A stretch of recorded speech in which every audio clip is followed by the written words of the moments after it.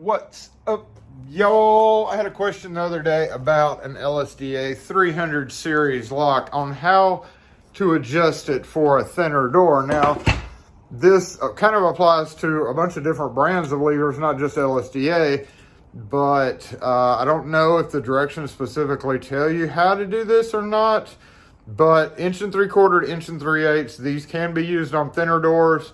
They do make thick door versions of the levers that have like TD in the product number that'll go up to 2 1/4 inch. But either or, we're using this on a standard. We're going to pretend like we have to use this on a 1 3/8, which is a thinner thickness door than what it comes pre-prepped up for. So that's what we're doing. And obviously to do that, we have to take it out of the box. Again, this is a classroom version. Now I'm using a classroom version just because it was on top of the pile. And secondly, because it is a little bit trickier, you just got to watch out what you're doing when you're taking it off and putting it on, because classroom function operate a little bit differently than standard push button style.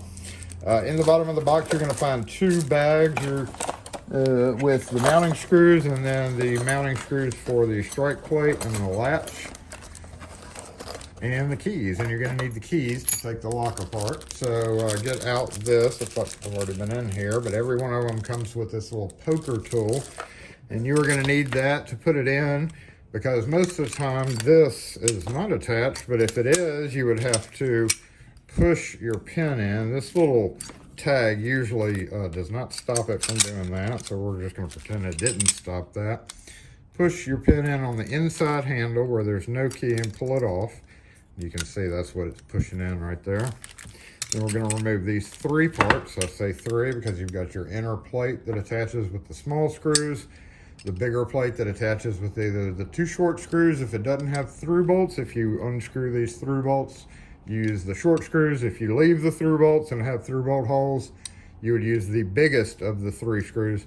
And then after all that gets tightened down, you put this guy on with that little divot, and then ratchet it on, tightens it up against the door. But what we're here to do is to adjust this. It comes prepared to go onto an 1 3/4 standard door, because that's almost always what you're going to be doing. But what if you run across an 1 3/8 door? It's not going to sit right. It's going to sit off the door, and it's just not going to sit right. So how do you fix that problem?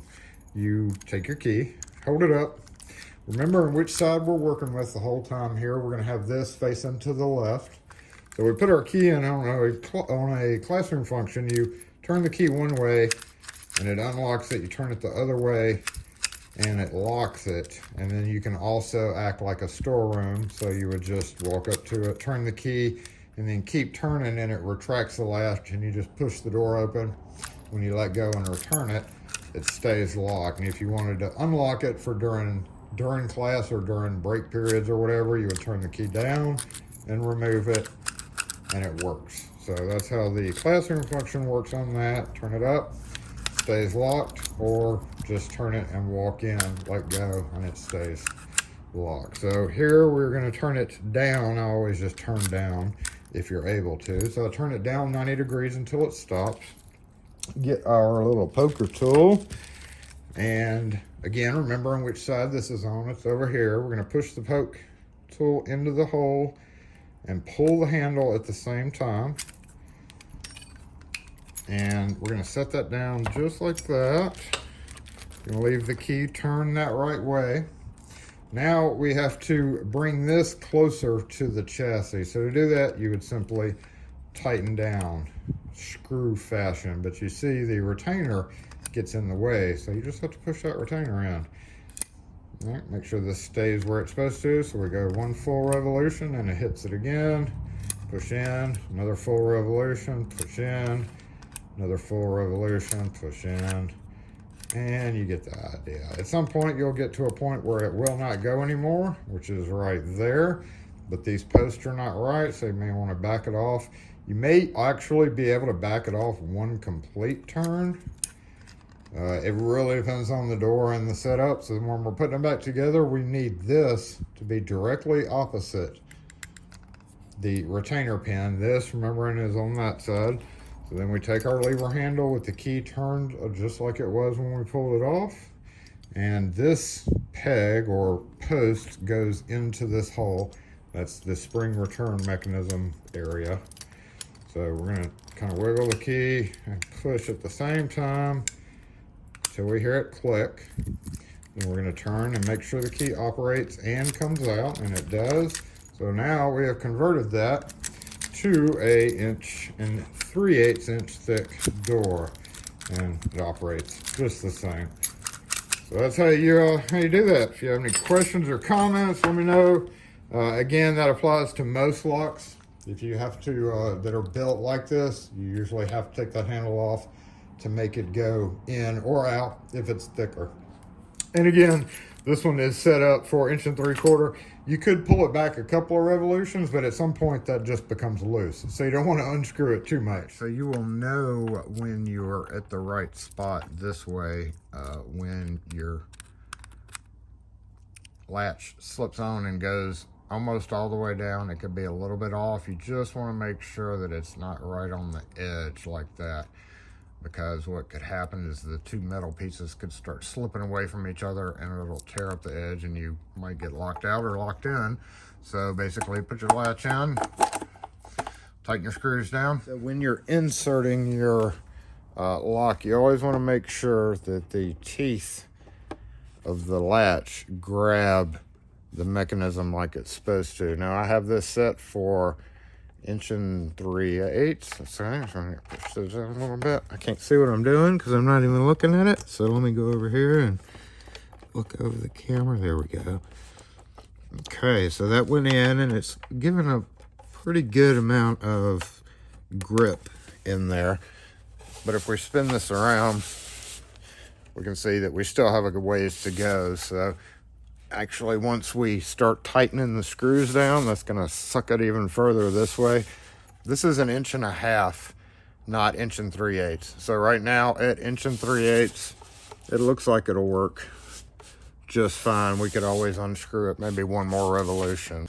So if we measure this door, this is builder's lumber that I made this display out of, and it's at 1.5 inches, which is between 1 3/8 and 1 3/4 inches. So at that point, we would probably want to go ahead and just spin it off one more time because it is grabbing, and when we tighten the screws down, it will suck that in a little bit more, but I would not really feel comfortable with it like that. So we're just gonna rotate this one more turn out to account for that. And that should give us plenty of purchase. Okay, let's get that chassis turned the right way. Boop, boop, boop. Oh, yeah, there we go. Sucked down a lot better. So now we're going to tighten these down. All right, when we get that plate tightened down, I'm going to check, make sure nothing's binding. You still see a little bit of a gap right there. That's because I hadn't done the through bolts part. If there were no through bolts, you would want to keep tightening this, but you don't want to over tighten the inner plate. You want to kind of be careful with that. It doesn't need to be totally over tightened.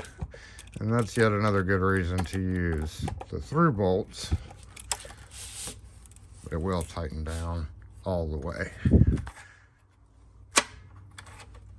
As always, check to make sure it's not binding. Lever back on there. So down, stays unlocked. Up, pull the key out. It's locked. You can always get out the inside, of course, or walk up to it, turn your key, hold pressure, and push the door and let go. Take your key out, and it stays locked. That way, the door can stay locked and the teacher can come in easily without having to do this, that, and then that. So that's kind of the nice thing about those. A little bit of extended footage here in case you wanted to see how it tightened on the inside now that the screws were tightened down, how it's centered on the latch. So just a little bit of bonus footage using this.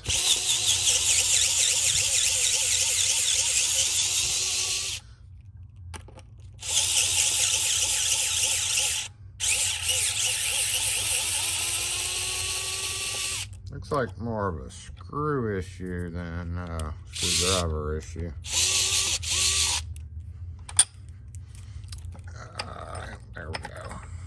see how that ended up being. So that's a little close. We probably would have been fine with leaving it as is, but it still worked and it still tightened down. So you could do either or. I think the first one would have been completely fine, because when you suck it in this much, it's going to suck in that much, and it would have been probably better, honestly. Well, you get the idea on how to adjust a lever handle, LSDA, other stuff, other brands for different thicknesses of doors. If you have any questions or comments on this video or any other ones, post them in the comment section. We'll catch y'all next video.